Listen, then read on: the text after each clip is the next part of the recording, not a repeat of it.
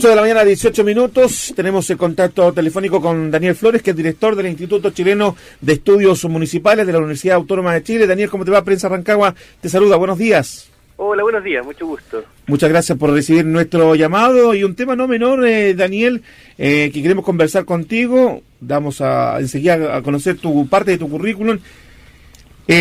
¿Por qué se habla tan poco de las regiones, Daniel? Sobre todo ahora tomando en cuenta incluso el tema de campañas.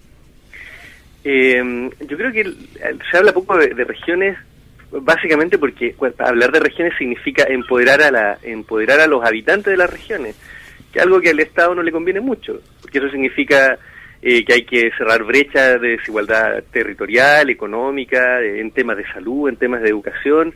En todos esos temas las regiones están bastante peor que el centro y al Estado no le conviene mucho hablar de eso. Es un problema más del cual tienen que hacerse cargo. Pero no es una dualidad, porque si vemos lo que ha pasado recientemente, tenemos el tema de Aysén, tenemos el tema de Feririna, las regiones se están empoderando. Tocopilla, ¿qué pasa con ese sentido de pertenencia? Las autoridades versus lo que quiere la gente en las regiones, salir del centralismo de Santiago. Exacto, sí, el centralismo de Santiago, y en eso hay que ser bien claro, no es Santiago versus las regiones, Teatino 120 versus las regiones, es donde está el Ministerio de Hacienda y el resto de los ministerios contra las regiones. No es un problema de los santiaguinos. Yo he conversado por ejemplo, alguna vez con antiguos directores de planificación de la región metropolitana, y ellos se quejaban del centralismo y me decían, a mí me afecta tanto el centralismo como a una persona en Loncoche, ¿no? Entonces, eso por un lado, y por otro lado, yo creo que nunca las personas en las regiones ese regionalismo, esa identidad ha estado dormida, siempre ha estado ahí patente.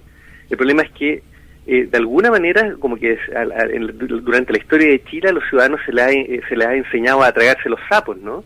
Como que se les ha prometido un futuro mejor, así que esperen con paciencia, vamos a tomar algunas medidas parche, un hospital por aquí, un bono por allá, y con esos bonos y con esas pequeñas medidas de parche han tratado de hacer esperar a la ciudadanía, pero se ve que la ciudadanía está bastante más empoderada y bastante más alerta y mucho menos paciente ahora que antes.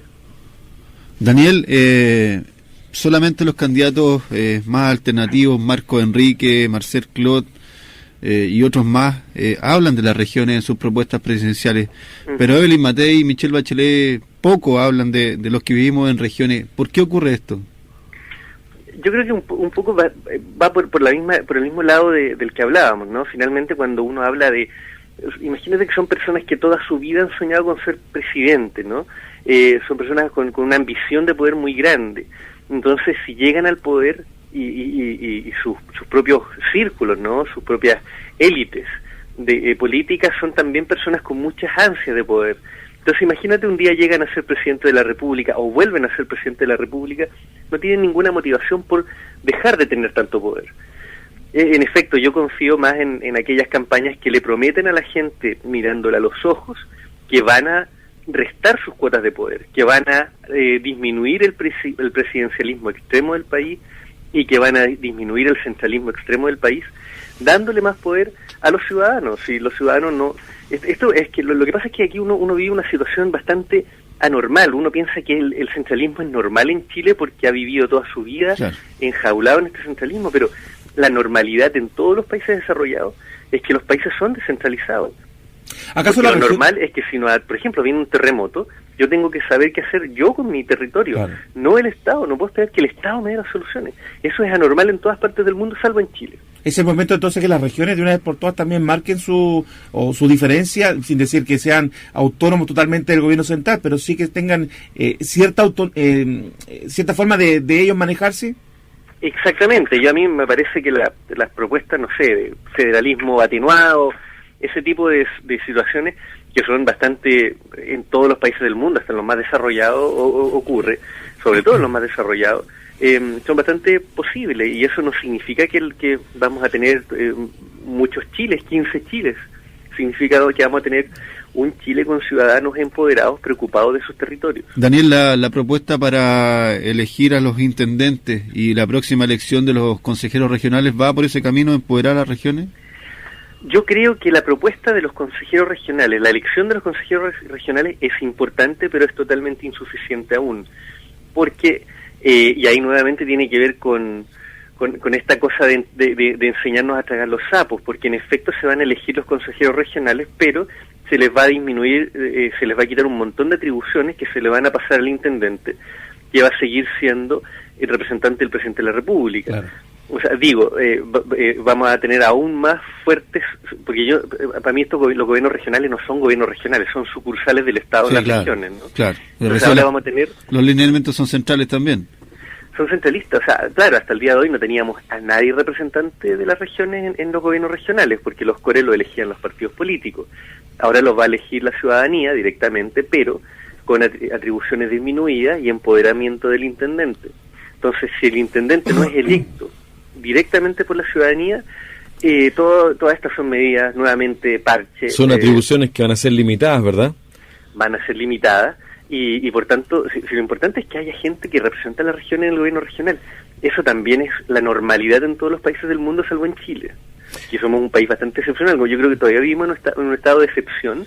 Nos preocupamos más de democratizar las instituciones que de democratizar el acceso de los ciudadanos a las instituciones. Y siendo Chile un país extremadamente presidencialista, centralista, tenemos un caso emblemático, Calama. Genera millones de recursos con el cobre, pero la gente todavía vive en la pobreza. Ve salir esos recursos desde esa zona, pero no llega el progreso y todos sabemos que esos recursos llegan fundamentalmente a Santiago. Fomenta este sistema binominal, el duopolio, digamos, de la política. Si no es la concertación, es la alianza, esta situación, digamos, que es injusta para todos. Absolutamente, o sea, yo creo que es eso, y que hemos sido demasiado malos negociadores con esta cuestión de las ganancias del cobre. Las ganancias del cobre son increíbles y nosotros hemos negociado tan mal. Por ejemplo, se le compra a Anglo American las riquezas del cobre, porque que es lo que ocurrió hace algún tiempo, ¿no? De acuerdo a la ley, a la Constitución, las riquezas que están en el subsuelo son chilenas. Entonces, si yo voy por ejemplo, a comprarle a Anglo American algo, no le puedo comprar el cobre que ya es chileno. Le tengo que comprar la maquinaria, claro, los relaves, lo que está encima. Pero no le puedo comprar el cobre, si el cobre es chileno por Constitución. Yo no le pude haber vendido el cobre que está en el subsuelo a una empresa. Entonces hemos sido eternamente malos negociadores, y eso tiene que ver con justamente la estructura de la concertación y la alianza en su plan de negociación. Dicho de otro modo, después de 100 años de tremendos éxitos en la venta del cobre, es impresentable que, por ejemplo, no tengamos una educación tecnológica, institutos tecnológicos del más alto nivel, y tengamos que comprarle tecnología, no sé, pues a nuestros queridos finlandeses, que son personas que han tenido esa astucia, ¿no? Esa creatividad, ese amor por la belleza, por el arte y por la ingeniería, y saben que el negocio es la tecnología y no la extracción. Nosotros somos extractivos todavía, es como si estuviéramos en la colonia. Sí. O sea, nuestra matriz productiva no ha cambiado desde la colonia, somos extractores. Uh-huh. No somos personas que le pongamos innovación a las cosas que vendemos. Claro, y lamentablemente seguimos dependiendo ante esas determinaciones del gobierno central. Seguimos dependiendo del gobierno central, y además que me parece bastante miserable que lo que pide Calama es bastante poco, es el 5% de la riqueza del cobre que queda en la comuna. Nosotros no estamos muy lejos de eso, Daniel, también tenemos el mineral del Teniente acá. Exactamente, entonces, imagínate, las regiones como ustedes, comunas como las de ustedes, son las que viven todas las externalidades negativas de los procesos mineros, y son los que están parando la olla de Chile entero. Y esa externalidad incluso incluyen los precios. Nosotros vivimos en una de las ciudades más caras del país junto con Antofagasta. Exacto. Imagínate, lo increíble es que en Antofagasta el PIB es como el PIB que tienen en Londres. Sí, varios países. ¿No?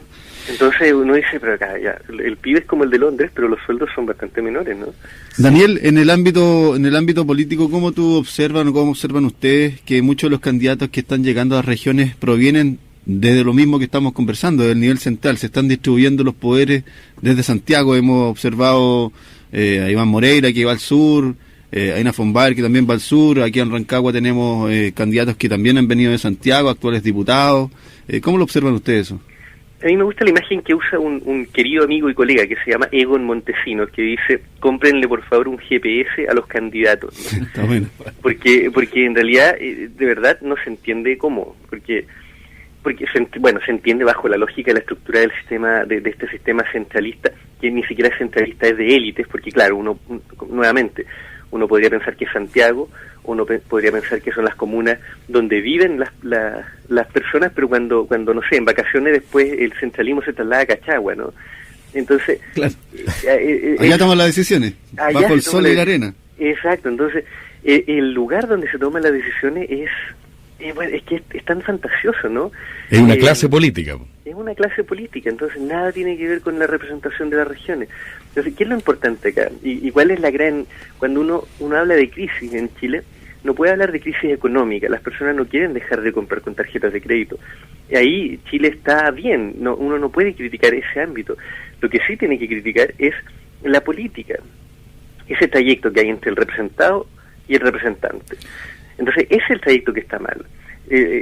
Durante estos años de alianza y concertación se democratizaron las instituciones políticas, pero no ese trayecto.